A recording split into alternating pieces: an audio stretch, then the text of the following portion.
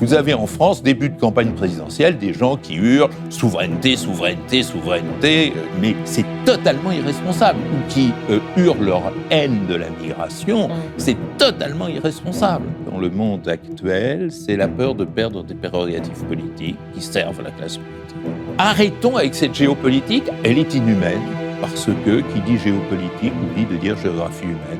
Un enfant afghan sur 2 ne mange pas à sa faim. Le taux de mortalité maternelle, c'est-à-dire des femmes en couche, des femmes qui accouchent en Afghanistan, est un des plus élevés du monde.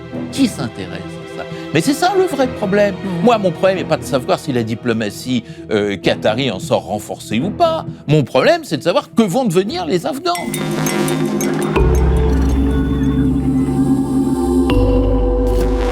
Bonjour Bertrand Badi. Bonjour. Merci infiniment d'avoir accepté mon invitation. Alors vous êtes politologue, professeur émérite à Sciences Po.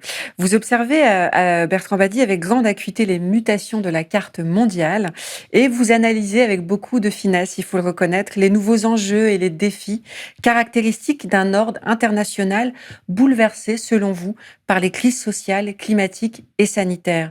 Ces crises devraient encourager les puissances à se repenser, à se représenter désormais comme des puissances mondialisées, ce qu'elles rechignent à faire. On en parlera évidemment, car toutes ces problématiques sont inscrites au cœur de votre pensée et de vos publications les plus récentes.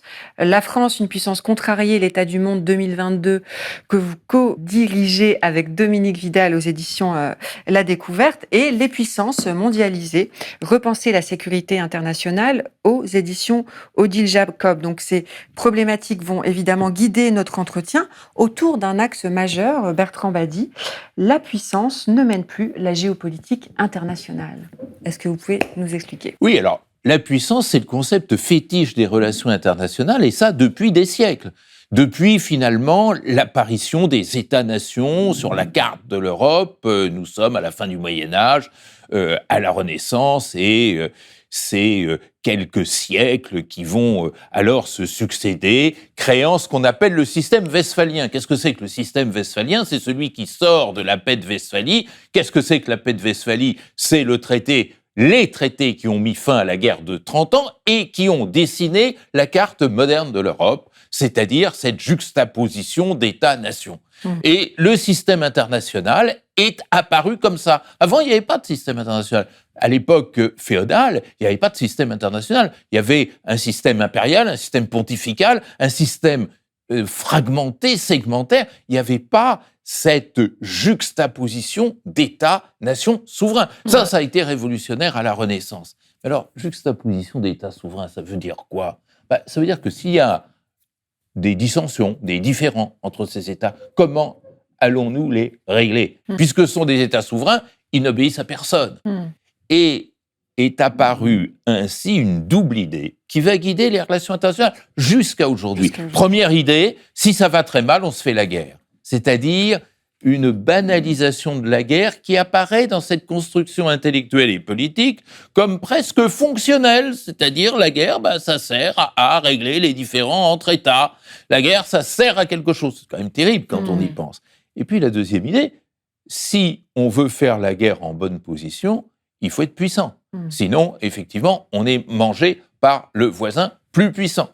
Et ceci va créer la charpente de notre système international, qui est le rapport de puissance. C'est-à-dire, on définit, à partir de cette époque, la Renaissance européenne, le système international comme l'organisation de la puissance à l'échelle mondiale, et le système international, c'est en quelque sorte l'expression de ce rapport instable, par définition, de puissance. Eh bien, aujourd'hui, c'est fini. Voilà, c'est fini. C'est fini. Regardez Kaboul, 15 août 2021, mais déjà le Vietnam, avril 75, l'Algérie, 1962 pour la France, Dien Bien Phu, 1954, toujours pour la France, c'est le plus faible qui a gagné. Et ça, dans le cerveau des fondateurs du système international, c'était impossible. Il s'est passé quelque chose. C'est ce quelque chose sur lequel nous travaillons. Et précisément, arrêtons-nous ici sur l'exemple afghan, enfin la crise afghane, dont vous faites un exemple paradigmatique de cette impuissance de la puissance que vous théorisez. Vous pouvez nous expliquer un petit peu. Absolument. L'Afghanistan, je parlais du Vietnam tout à l'heure, entre les deux, il y a aussi l'Irak. Où les États-Unis ont débarqué avec une coalition, d'ailleurs, avec l'idée de changer le régime, de mettre en place un ordre, sinon parfait, du moins démocratique et libéral, et tout a échoué. Et tout a échoué, et finalement, les États-Unis ont montré leur impuissance dans le dossier irakien, comme ils l'ont montré dans bien d'autres dossiers, d'ailleurs de manière moins directe, mise en échec sur le dossier israélo-palestinien, mise en échec sur le dossier iranien, mise en échec sur le dossier syrien. On pourrait continuer l'énumération. Alors, qu'est-ce qui s'est passé derrière tout cela ? Eh bien, il s'est passé des choses qu'on ne veut pas regarder.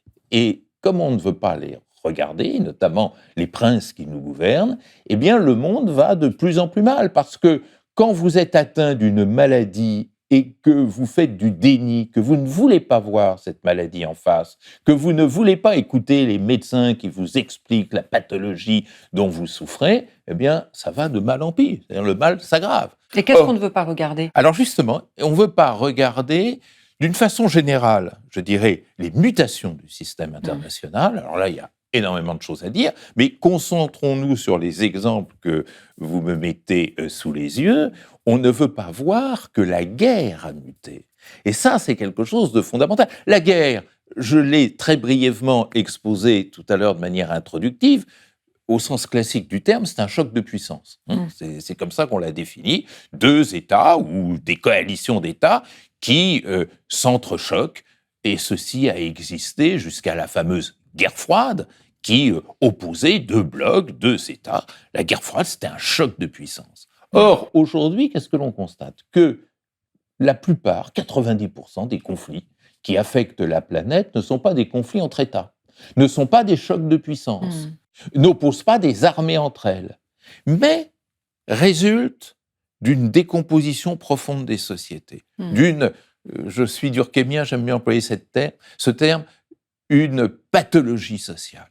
C'est-à-dire des sociétés de souffrance, et dont le niveau de souffrance et de désorganisation sociale crée des conditions belligènes. C'est-à-dire que la racine de ces conflits, elle est locale, et elle est plus sociale que politique. C'est pour ça que j'aime pas le terme géopolitique. Ce ne sont pas des conflits géopolitiques. L'Afghanistan, vous savez, on parle toujours de l'Afghanistan comme étant la pomme de discorde entre les États-Unis, l'Iran, la Chine, la Russie.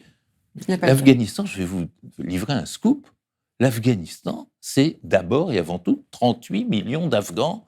Il faut regarder ce qui se passe à l'intérieur. Et c'est une société en crise profonde. Ce qui peut expliquer l'échec de toutes les puissances qui ont essayé, des soviétiques jusqu'aux britanniques. Voilà, parce que la leçon de cette histoire, c'est que le canon est efficace contre le canon, mais n'est pas efficace contre des sociétés malades. Au contraire. This is Afghanistan. Alexander the Great tried to conquer this country. Then Genghis Khan, then the British. Now Russia, ancient enemy, make prayer about these people. It says, may God deliver us from the venom of the cobra, teeth of the tiger, and the vengeance of the Afghan. You understand what this means? That you guys don't take any shit? Sure, but also that our political system has long been defined by other countries' imperial self-interest. You understand what that means? No, I don't. Yeah, I didn't think so. You know what? I'm guessing we'll be seeing you guys in roughly 15 years. Le canon vient aggraver les choses. Ce qui est vrai en Afghanistan, l'est au Yémen, l'est en Somalie, l'est au Congo, et l'est surtout, je dis surtout pour nous, Français, au Sahel. Au Sahel, dont on va parler. Et donc, cette mutation de la guerre, c'est un aspect. Ce n'est qu'un aspect des mutations. Il faut voir aussi que notre système international a profondément changé. Pourquoi ? Je vous disais tout à l'heure que ce système international inventé par les Européens à la Renaissance était d'abord limité à l'Europe. Aujourd'hui, on a un système international qui s'étend au monde entier. C'est la première fois depuis Adam et Ève que l'ensemble du monde se trouve unifié sur la même scène. Donc, ce n'est plus un système international occidental, c'est pas un système international européen, c'est pas un système international chrétien, c'est un système international mondial. On a du mal à penser cette mondialité. Mais deuxième élément, en même temps que cette mondialisation, on s'aperçoit que la sécurité a muté. Et la sécurité, elle était très simple autrefois. C'était ma sécurité à moi, nation, face aux menaces que les autres nations faisaient peser sur moi. Aujourd'hui, ça c'est fini. La principale menace qui pèse sur chacune et chacun d'entre nous, c'est une menace globale qui vient non pas d'un stratège malveillant, non pas d'un ennemi potentiel ou réel, mais qui vient des dysfonctionnements du système. C'est ce qui vous conduit à dire que la sécurité ou l'insécurité, c'est déterritorialisé. Tout à fait.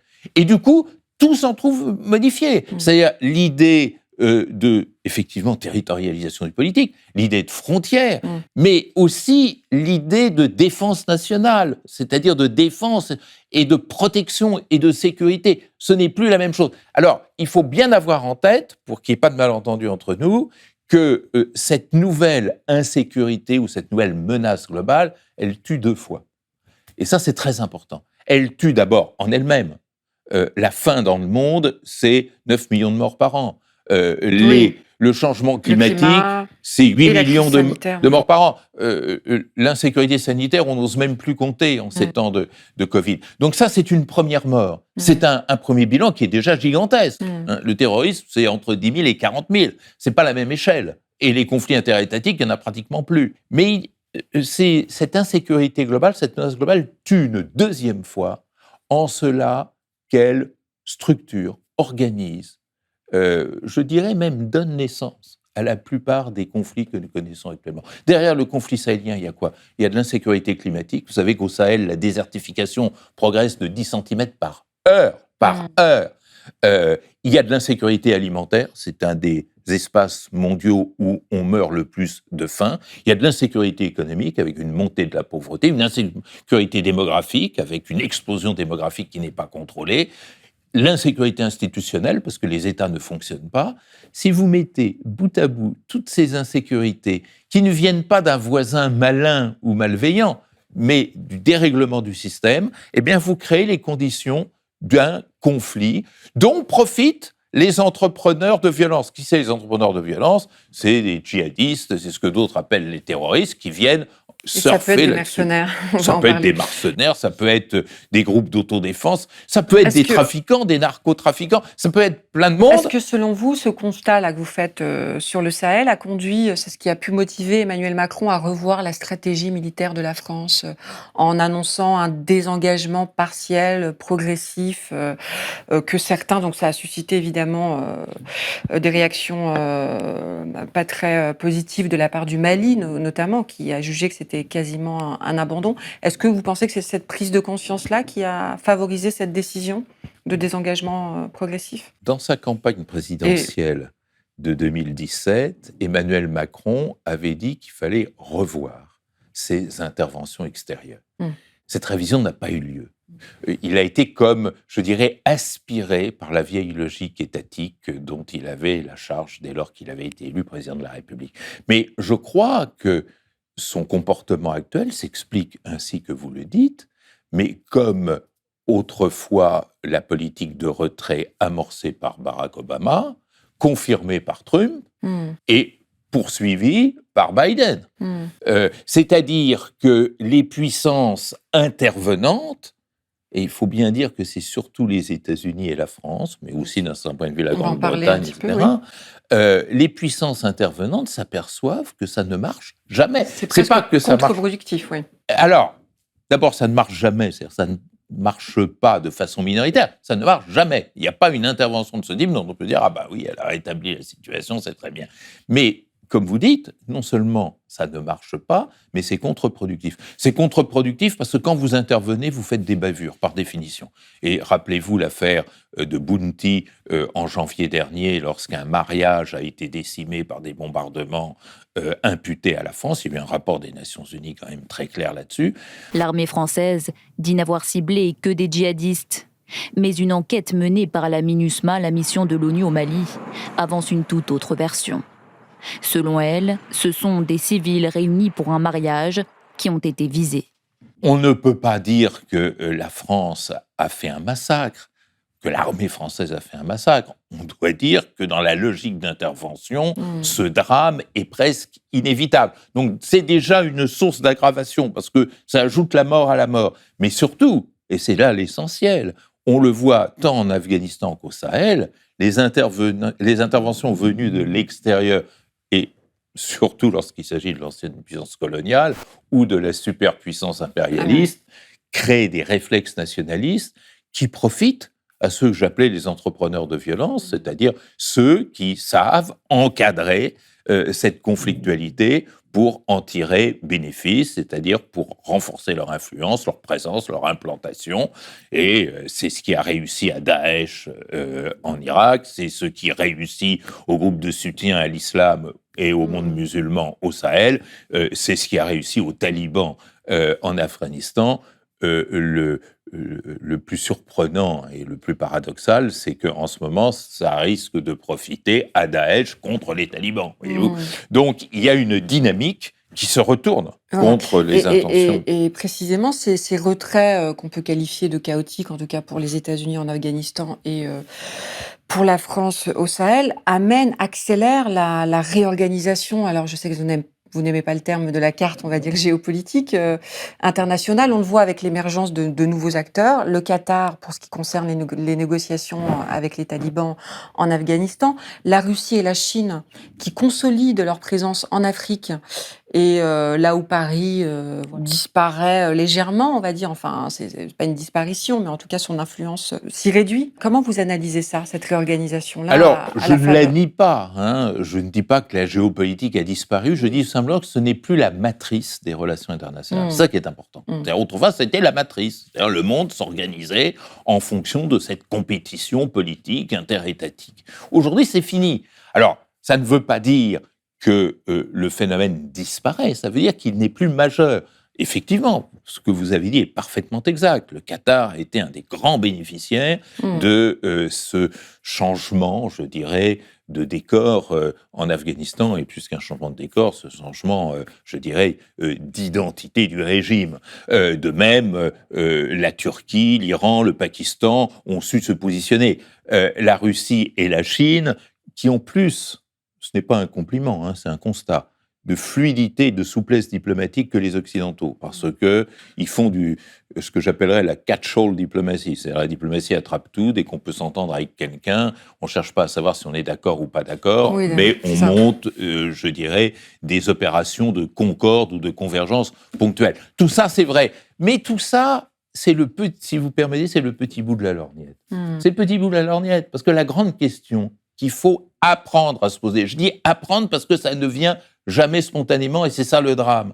C'est pas est-ce que le Qatar va tirer des bénéfices de cette affaire, ou est-ce que la Chine, c'est bon pour la Chine ou mauvais pour la Chine. Moi, quand je suis face à des conflits de ce type, qui sont d'une nature nouvelle, comme je le disais tout à l'heure, la question que je me pose, c'est qu'est-ce que ça signifie pour la société afghane? Et cette question, je me la pose deux fois. Je me la pose d'abord pour des raisons et des soucis éthiques, c'est-à-dire ce sont des êtres humains souffrants. Vous savez, les relations internationales, aujourd'hui, c'est la science des souffrances humaines. Donc, il y a toute une réflexion à faire sur la souffrance et les conséquences de la souffrance, portée par exemple par ce mouvement humanitaire que nous connaissons depuis finalement la fin des années 60. Et puis d'autre part, parce que, comme je le disais tout à l'heure, ces conflits sont de racines sociales. Donc, comme le dirait mon dentiste, intéressons-nous à la racine. C'est là le fond du problème.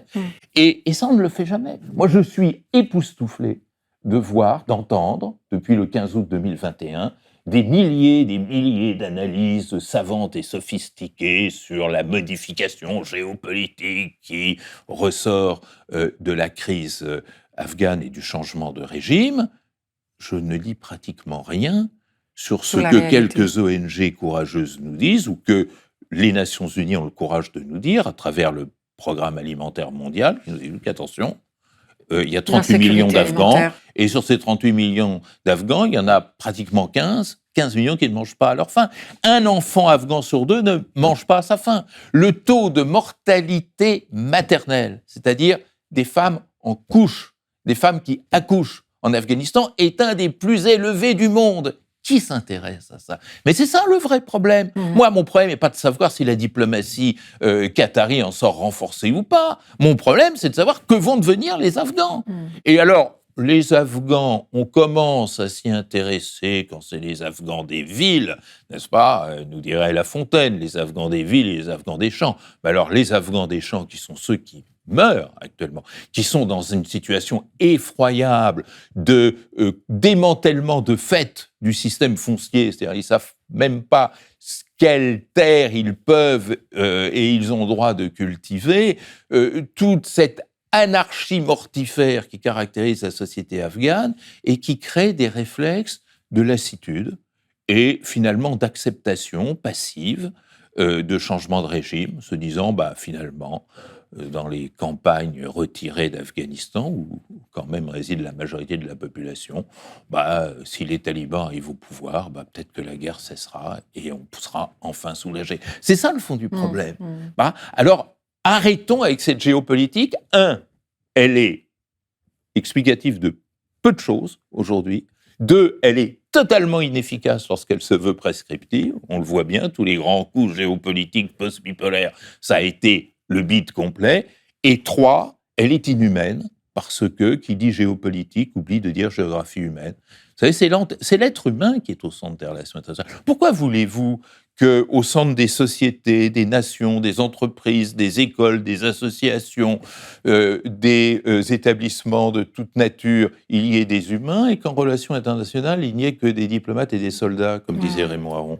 C'est totalement... D'abord, c'est choquant. Et deuxièmement, c'est faux, parce que ce ne sont plus les princes, les diplomates et les soldats qui font les relations internationales. Ils sont réactifs pour le mieux, mais plus jamais proactifs. Ce sont les sociétés qui sont proactives, par leur souffrance ou par leur volonté. En termes de diplomatie, justement, vous avez des pages assez sévères sur la diplomatie, la politique étrangère française. Vous dites qu'elle est complètement coincée entre son obsession de son aura d'antan et puis la réalité, ce qui l'a conduit à être dans une forme de diplomatie du coup d'éclat, qui peut expliquer aussi cette cécité-là que vous venez de... Oui, là, il y a quelque chose à méditer. La France, c'est vraiment un cas à part dans le système international, et nos amis européens ou nos amis venant d'autres continents savent nous le dire gentiment, amicalement, en disant « il y a quelque chose qui ne va pas dans votre tête, quoi, en gros, à vous Français ». Et ça, il faut avoir le courage de l'écouter. Et il faut avoir le courage de le comprendre. Alors, il y a des explications. Vous savez, la France est parmi les très rares survivants de ceux qui ont inventé le système international actuel. C'est-à-dire, la France, c'est presque... Je parlais de la paix de Westphalie en 1648, qui a inventé ce système international moderne. Mais qui avait-il à négocier de la paix de Westphalie, qui reste État encore aujourd'hui? L'Espagne, les Provinces-Unies, mais qui étaient encore à l'état, je dirais, de constitution, la Suède, qui est un peu marginalisée, c'est pas leur faire injure, et c'est tout. L'Angleterre n'était pas partie prenante, les États-Unis encore moins, puisqu'ils n'existaient pas à l'époque, et la Russie était tenue en marge.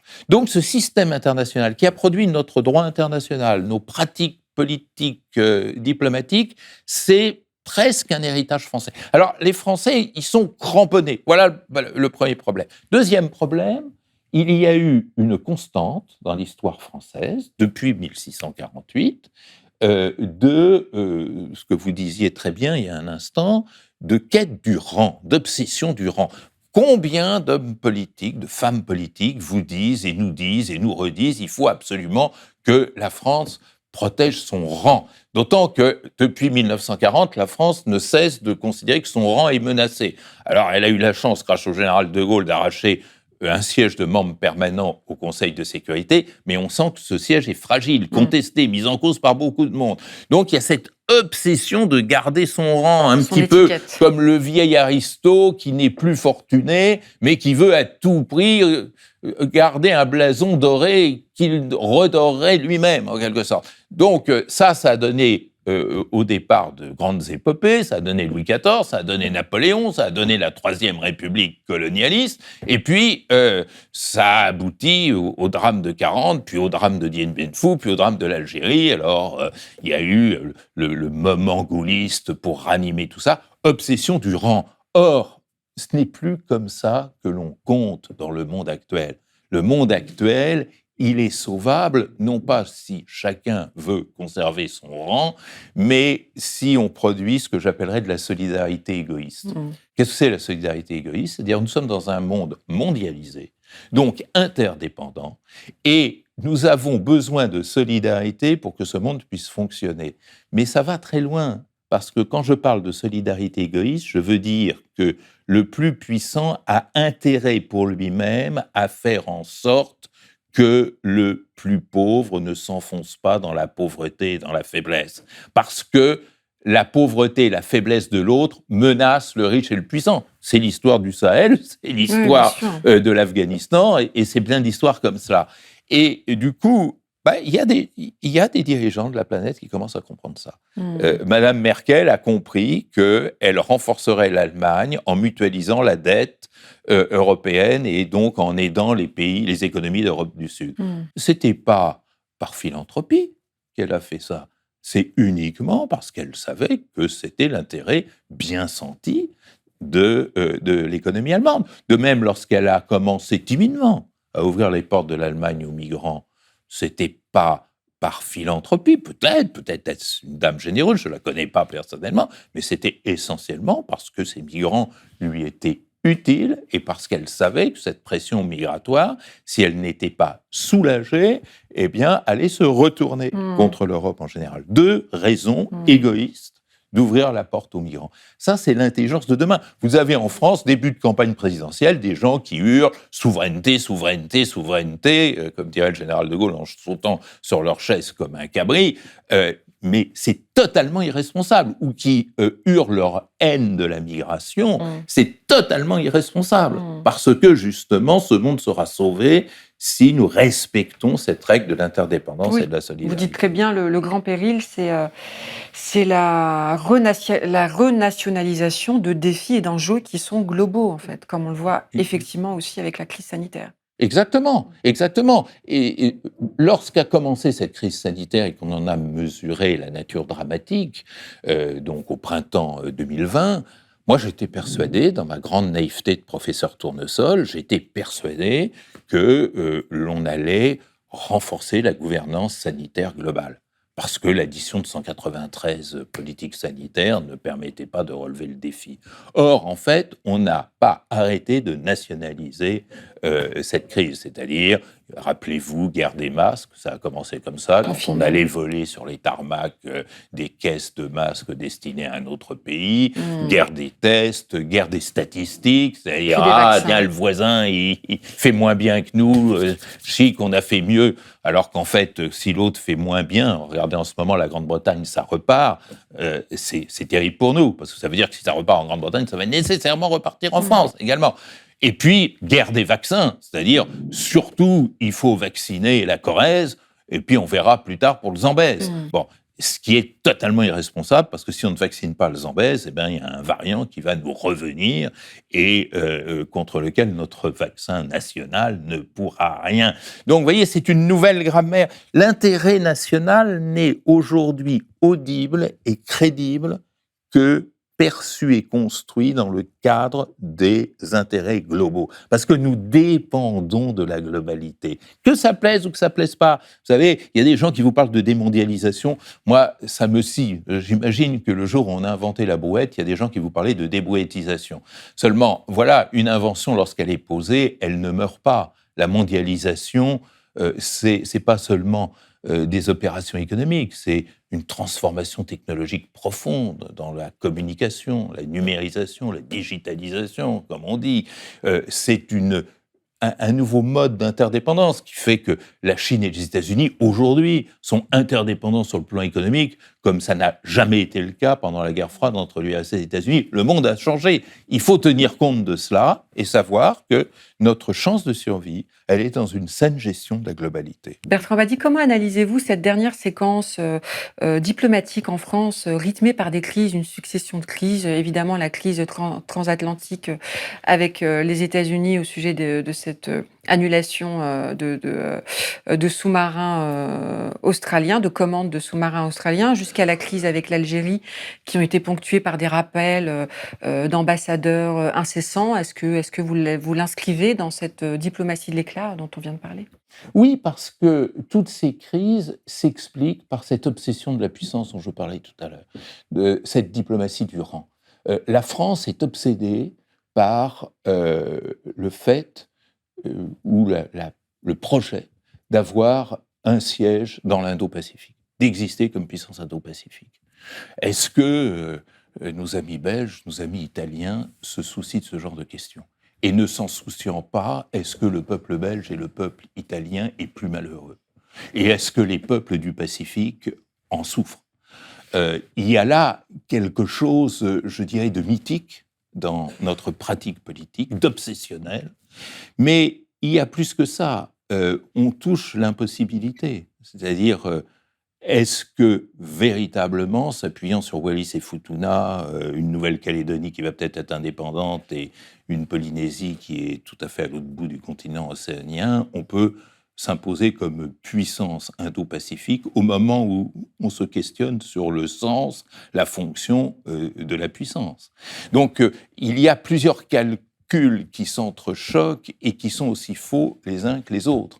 C'est-à-dire le problème, et j'admets qu'il existe, chinois dans le monde, je dirais, aséo-océanien, c'est pas un problème militaire. Le danger, c'est pas que Pékin vienne envahir l'Australie et planter le drapeau rouge à Perth, à Canberra ou à Sydney. On voit très bien le scénario qui se construit, c'est celui des mutations du jeu d'intégration économique, sociale, commerciale dans cette région du monde. Face à cela, les sous-marins, c'est presque du décor, hein, il faut bien savoir. Et deuxièmement, le fait que nous essayons à tout prix de nous imposer comme puissance dans l'Indo-Pacifique, là où nous avons du mal à être une puissance méditerranéenne. Regardez la mise en échec de la diplomatie française en Méditerranée face à la Libye, face au conflit gréco-turc, face à la question libanaise, face à la question israélo-palestinienne, face à la question maghrébine, montre qu'aujourd'hui, le jeu de puissance n'est pas un jeu déterminant, c'est le moins qu'on puisse dire. Alors, ce que nous ne pouvons pas faire en Méditerranée, nous ne pourrons certainement pas le faire dans l'Indo-Pacifique. Et enfin se greffe une naïveté par rapport à l'idée d'alliance. C'est-à-dire que le traumatisme était aussi lié à la désillusion ressentie à Paris face au comportement jugé non loyal, coup dans le dos, comme disait le ministre des Affaires étrangères, de la part de nos alliés. Oui, mais ça devrait enclencher une réflexion qui va toujours dans le sens de cette remise en cause du jeu international global, à savoir, est-ce qu'une alliance dans le temps fluide de la mondialisation a le même sens qu'une alliance dans le temps du glacis de la guerre froide. Lorsque deux camps se faisaient face pendant la guerre froide, tous les alliés considéraient qu'ils avaient intérêt à investir et réinvestir dans la pérennisation de l'alliance. Dans ce temps qui est le contraire du glacis, qui est celui de l'interdépendance que nous vivons actuellement, les États se rendent compte que surinvestir dans la pérennité de l'alliance n'est pas un bon calcul économique.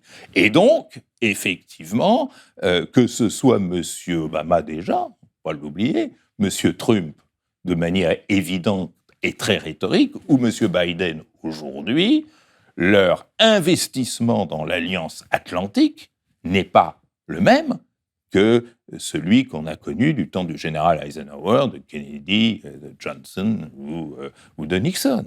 Voilà. Et donc, ça prouve qu'encore une fois, il faut revoir sa grammaire des relations internationales avant de se jeter tête baissée dans un monde de chimères. Et qu'est-ce que vous appelez une puissance mondialisée? C'est donc une puissance qui accepte cette interdépendance et C'est exactement qui en ça. joue? C'est-à-dire, c'est d'abord une puissance qui est consciente que la réalité des défis aujourd'hui tient à leur globalité et non à leur nationalité. C'est une puissance qui se voit dans le monde. Mais c'est une puissance qui va transformer ses capacités de manière à avoir prise sur la mondialisation et de manière à bénéficier de la mondialisation. Il y a deux façons de bénéficier de la mondialisation. Il y a le bienfait global, ce que je disais tout à l'heure, c'est-à-dire faire en sorte, par exemple, de réduire les menaces climatiques.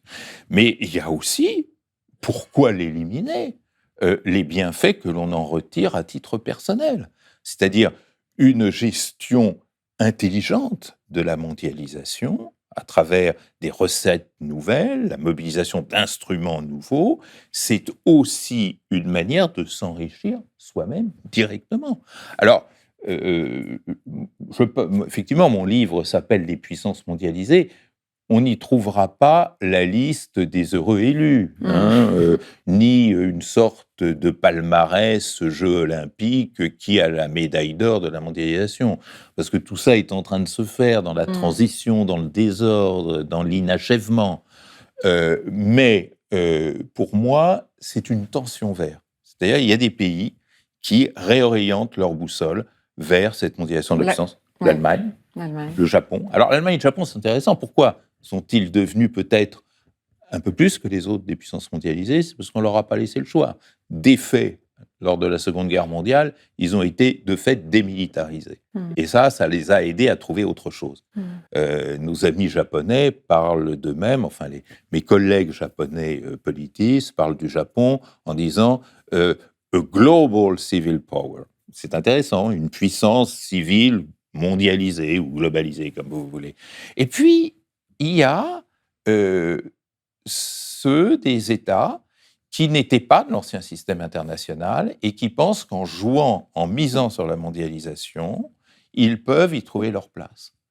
Et en Asie orientale, il y a des pays qui correspondent à cela, un pays qu'il faut suivre de manière particulièrement remarquable, qui est la Corée du Sud. Mais aussi, on pourrait ajouter Singapour, et d'une façon générale, les émergents qui tendent vers cela. Alors, souvent, avec des freins, quand on est puissance émergente, on a envie d'être une puissance tout court. C'est le problème de la Chine, c'est le problème de l'Inde, c'est le problème du Brésil, etc.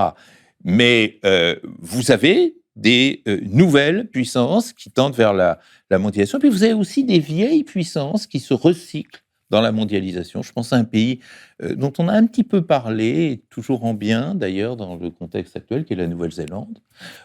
Mais on pourrait aussi s'interroger sur certains pays scandinaves, à un moment sur le Canada, pas forcément maintenant, mais autrefois, du temps de Axworthy, qui est un politique canadien qui a joué un rôle très important dans la définition de la sécurité humaine dont je parlais tout à l'heure. Et dans cette lecture que vous faites des puissances mondialisées, vous envisagez aussi la disparition des États. À terme, qu'est-ce qui pourrait... En tout cas, les États ne guideraient plus, évidemment, les relations internationales. Les États, je n'ai pas parlé de disparition des États, j'en ai jamais parlé, parce qu'un État ne peut pas disparaître, en tout cas, ne peut pas disparaître comme ça. Peut-être que lorsque vous me réinviterez dans 400 ans ou 500 ans, on constatera la disparition des États. Mais je pense que l'enjeu actuel, il faut penser à l'action et aux nécessités d'urgence, c'est redéfinir l'État. L'État est tétanisé, paralysé dans ce vieux modèle qu'on décrivait tout à l'heure. Et là, qui non seulement ne peut pas marcher, mais devient contre-productif. Donc, repenser l'État. Personne ne dit que l'État allemand ou l'État japonais disparaissent, ou que l'État néo-zélandais, ou que l'État sud-coréen. Au contraire. Bon, et je constate que dans les pays que je viens d'énumérer, il y a souvent des leaderships impressionnants. Bon, regardez l'Allemagne, il y a eu Willy Brandt, il y a eu Helmut Kohl, il y a eu Angela Merkel, personne ne dira que ces gens-là ont été les liquidateurs de l'État allemand. Pas ça. Mais en revanche, je dirais, l'État est repensé à bas bruit. Je dis à bas bruit parce que c'est jamais une révolution style 1789, mais c'est une modification fonctionnelle qui se fait d'ailleurs par tension, par soubresaut, parce qu'il y a beaucoup de conservatisme, y compris dans l'État allemand, dans l'État japonais. Mais la pente est là, c'est-à-dire avoir l'audace de repenser l'État. Comment voulez-vous que l'État, dans la mondialisation d'aujourd'hui, puisse fonctionner comme l'État dans le système interétatique d'autrefois?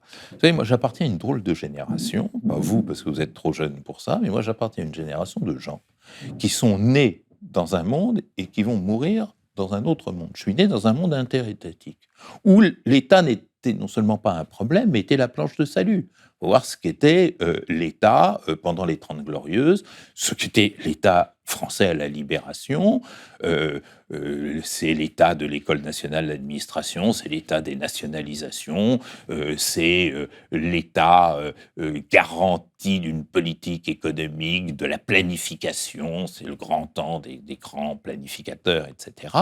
Bon, le monde dans lequel je vais disparaître, c'est un monde qui n'est plus celui des États, qui est celui de la mondialisation.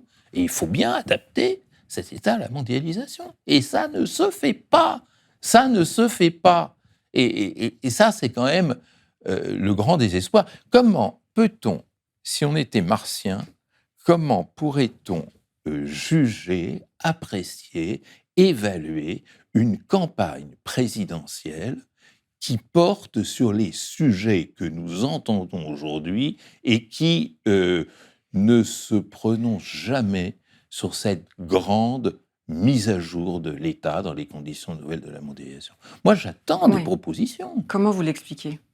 Je l'explique par, d'abord, un fait culturel. Ceux qui nous gouvernent ou ceux qui concourent au gouvernement de la France ont été éduqués, formés, dans une école à laquelle j'appartiens depuis 50 ans d'ailleurs, à une vision classique. Et il est très difficile de désapprendre ce que l'on a appris. C'est un fait culturel.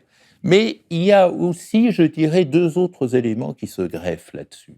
Il y a d'abord un aspect tactique ou utilitaire, c'est-à-dire on a peur, quand on est prince de ce monde, de cette réforme de l'État qui risquerait de conduire à plus de modestie dans l'accomplissement de la fonction politique. Parce que je ne crois pas que ce monde nouveau sera encore gouverné par la politique, c'est ce que je disais tout à l'heure. Et la peur de s'actualiser dans le monde actuel, c'est la peur de perdre des prérogatives politiques qui servent à la classe politique. Et puis, il y a un troisième élément, et celui-là est vraiment toxique, c'est que face à ces vertigineuses transformations liées à cette mondialisation, face à cette mondialisation qui transforme tout, beaucoup ont peur, et face à la peur de la mondialisation, il y a ce réflexe de fermeture, d'identitarisme, de néo-nationalisme, de néo-souverainisme, qui est une véritable pollution.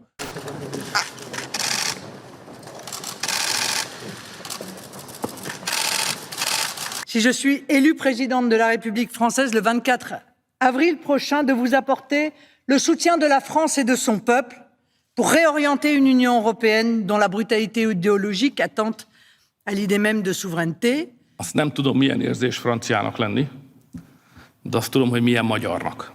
Je pense qu'il a compris ce qui se passait vraiment en Europe, au-delà des modes et du diktat politiquement correct. Vous savez, le grand philosophe Todorov, dans une émission que nous faisions ensemble, avait une fois eu cette phrase de conclusion terrible en disant « Mais les nationalistes, ils n'ont rien à vendre dans le monde actuel. » Eh bien, le problème, c'est qu'ils n'ont rien à vendre, mais ça se vend très bien sur le marché électoral.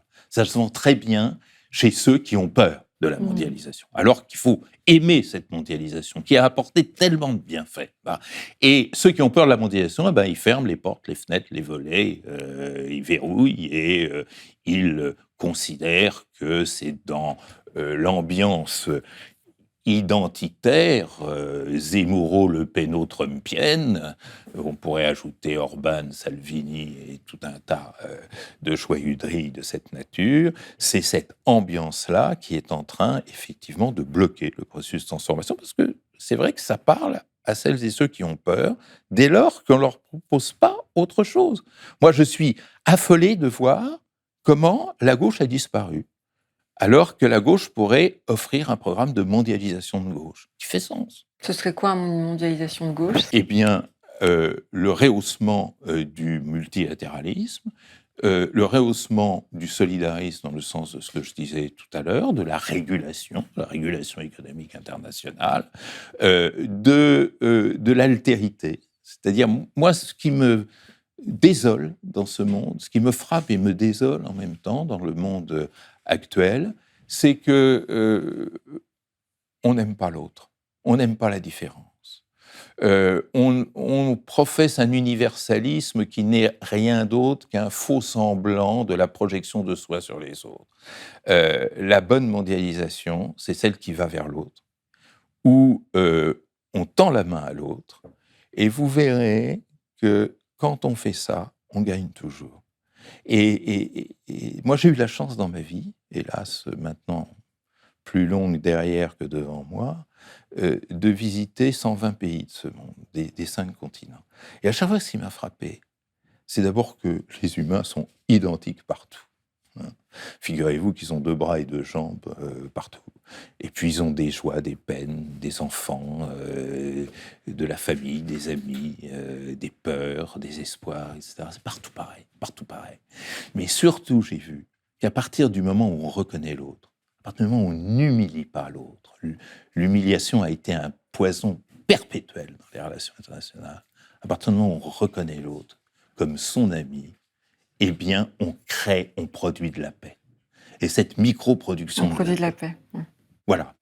J'allais vous poser la question, vous repensez l'État, vous repensez la puissance et vous repensez la paix aussi. Absolument. Mais vous savez que la paix n'a jamais été définie dans notre histoire. C'était la non-guerre.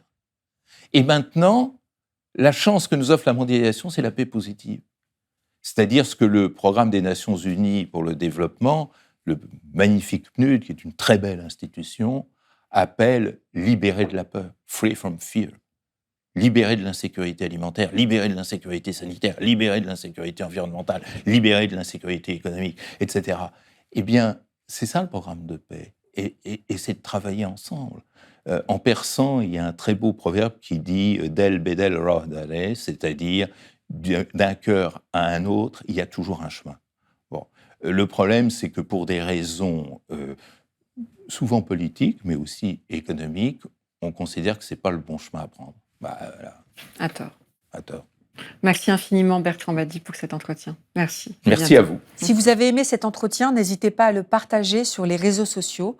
Je vous rappelle que Blast est un média indépendant. Alors si vous voulez nous aider, nous soutenir, vous pouvez faire un don ou vous abonner en vous rendant sur notre site internet blast-info.fr. Et moi je vous dis à bientôt sur Blast.